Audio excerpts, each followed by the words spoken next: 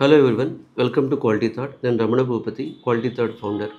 ఇవాళ ఈ వీడియోలో మీరు ఐటీ జాబ్లోకి వెళ్ళిన తర్వాత, మీరు కొత్తగా ఐటీ జాబ్లోకి ఎంటర్ అయితే, అక్కడ మీ గ్రోత్ బాగుండాలి అంటే నేను చూసిన కొన్ని బెస్ట్ ప్రాక్టీసెస్ మీకు షేర్ చేయాలనుకుంటున్నాను. సో చాలామంది కొత్తగా ఐటీ జాబ్లోకి వెళ్ళినప్పుడు ఏదైనా కెరీర్ గ్యాప్ నుంచి కానీ, నాన్ ఐటీ నుంచి కానీ, ఫ్రెషర్గా కానీ, రీజన్ ఏదైనా సరే, మీరు కొత్తగా ఒక న్యూ ఐటీ జాబ్లోకి వెళ్ళినప్పుడు ఆ ప్రాజెక్ట్స్లో ఎలా మీరు గ్రో అవ్వాలి, లేదా సో ఆ ప్రాజెక్ట్స్లో వచ్చే ఆపర్చునిటీస్ని మీరు ఎలా గెయిన్ చేసుకోవాలి, సో ఇలా చేయాలంటే ఏం చేయాలి అనేది కొన్ని టిప్స్ మీకు చెప్తాను. నేను ఫేస్ చేసినవి. సో ఫస్ట్ మీరు ఐటీ జాబ్లోకి వెళ్ళినప్పుడు వెరీ కేర్ఫుల్. కమ్యూనికేషన్ స్కిల్స్ అనేది ఐటీ జాబ్లో ప్రతి లెవెల్లో కీ రోల్ ప్లే చేస్తాయి. అంటే మీరు ఫ్రెషర్గా జాబ్ కొట్టారు. సో ఫ్రెషర్గా మీరు మీ ప్రాజెక్ట్ టీమ్ మెంబర్స్తో కానీ, మీ క్లయింట్తో కానీ కమ్యూనికేషన్ ఎలా ఉండాలి అనేది ఒక ఇంపార్టెంట్. మీరు తర్వాత అదే ప్రాజెక్ట్లో మీరు టీమ్ లీడ్ అయ్యారు. టీమ్ లీడ్గా మీరు కమ్యూనికేషన్ ఎలా ఉండాలి.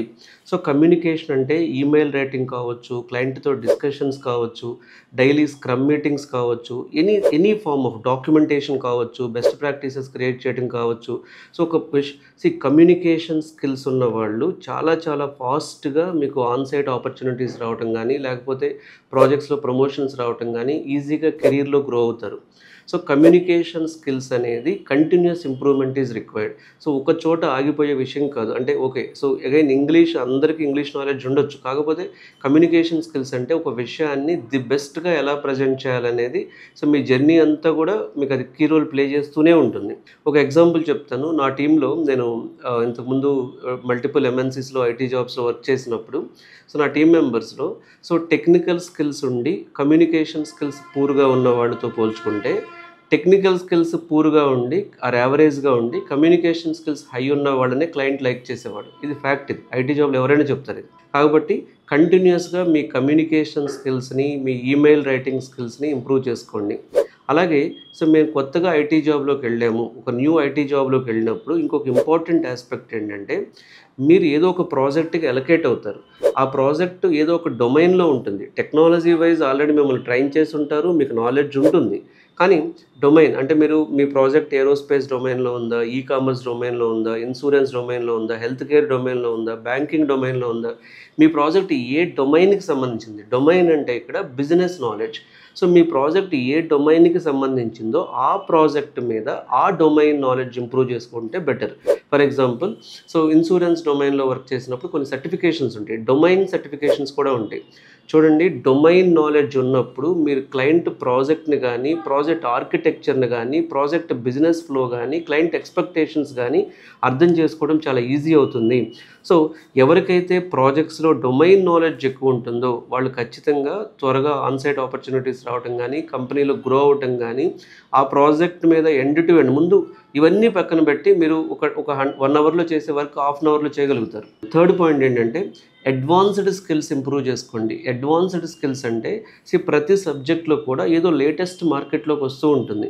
వచ్చినప్పుడు ఏమవుతుంది, మీరు త్వరగా దాని బేసిక్స్ అర్థం చేసుకుని, అది కానీ మీరు మీ కొలీగ్స్కి చెప్పటం, మీ క్లయింట్కి చెప్పటం, ప్రాజెక్ట్స్లో చెప్పటం, ఇలాంటి అవేర్నెస్ ఇవ్వటం ద్వారా ఏమవుతుందంటే ఖచ్చితంగా మీ మీద ఇతనికి ఈ సబ్జెక్ట్లో, ఈ టెక్నాలజీలో, ఈ డొమైన్లో లేటెస్ట్ విషయాల గురించి ఇతను తెలుసుకుంటున్నాడు అనేటటువంటి ఒక ఇది క్రియేట్ అవుతుంది.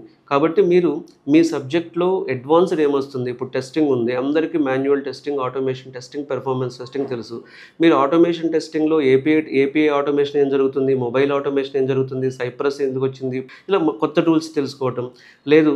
సో అసలు టెస్ట్ ఆటోమేషన్ టూల్స్కి, రోబోటిక్ ప్రాసెస్ ఆటోమేషన్ టూల్స్కి లింక్ ఎలా ఉంది, లేకపోతే ఏఐ ఆటోమేషన్ టెస్టింగ్ ఎలా వస్తుంది, లేదు అలా కాకుండా మీరు డెవలపర్గా ఉన్నప్పుడు ఈ ఫుల్ స్టాక్కి, నార్మల్ కోర్ డెవలప్మెంట్కి, లేకపోతే మైక్రో సర్వీసెస్కి డిఫరెన్స్ ఏమొస్తున్నాయి, అందులో లేటెస్ట్ టెక్నాలజీస్ ఏమొస్తున్నాయి, జనరేటివ్ ఏఐతో మీ డెవలప్మెంట్ని ఎలా ఇంటిగ్రేట్ చేయొచ్చు, అలాగే కోడ్ రివ్యూలో బెస్ట్ ప్రాక్టీసెస్ ఏం ఫాలో అవ్వచ్చు, యూనిట్ టెస్టింగ్లో బెస్ట్ ప్రాక్టీసెస్ ఏం ఫాలో అవ్వచ్చు, లేకపోతే మీది క్లౌడ్ డిప్లాయ్మెంట్స్ని ఆటోమేట్ చేయడానికి బెస్ట్ ప్రాక్టీసెస్ ఏం ఫాలో అవ్వచ్చు. సో ఇలాంటివన్నీ కూడా మనం అంటే కంటిన్యూస్ ఎవాల్వ్మెంట్ ఉంటుంది కాబట్టి లేటెస్ట్ టెక్నాలజీస్ మీద అవగాహన తెచ్చుకోవడం అనేది చాలా ఇంపార్టెంట్. సో ఆ లేటెస్ట్ టెక్నాలజీస్ మీద అవగాహన తెచ్చుకొని వాటిని మీరు షోకేజ్ చేయగలగాలి. సో మీరు ప్రజెంట్ చేయగలగాలి. ఎందుకంటే ప్రాజెక్ట్స్లో బ్రౌన్ బ్యాగ్ సెషన్స్ అని, ఫన్ ఆన్ ఫ్రైడేస్ ప్లేస్ అని చెప్పి ఏదో ఒక అవకాశం మీకు ఖచ్చితంగా దొరుకుతుంది. సో, ఆ ప్రాజెక్ట్‌లో వచ్చినటువంటి సినారియోని మీరు ఉపయోగించుకొని మీకున్న లేటెస్ట్ స్కిల్స్‌ని గాని ఎక్స్‌పోజ్ చేయగలిగితే సో, మీ మీద ఒక కాన్ఫిడెన్స్ బిల్డ్ అవుతుంది. సో, ఇలా చాలా బెస్ట్ ప్రాక్టీసెస్ ఉన్నాయండి. నాకు తెలిసిన ఒక టాప్ 3 బెస్ట్ ప్రాక్టీసెస్ మీతో షేర్ చేసుకుంటున్నాను. సో, మీరు సాఫ్ట్‌వేర్ జాబ్‌లోకి వెళ్ళాలన్నా, సాఫ్ట్‌వేర్‌లో ఏ కోర్స్ తీసుకోవాలి, ఏ సర్టిఫికేషన్ చేయాలి, ఏ కంపెనీని ఎలా చూజ్ చేసుకోవాలి, ఇలా ఏ విధమైనటువంటి డౌట్స్ ఉన్నా సరే క్వాలిటీ థాట్‌లో ప్రతి సాటర్డే సో 10:00 నుంచి కెరీర్ గైడెన్స్ సెషన్ కండక్ట్ చేస్తున్నాం.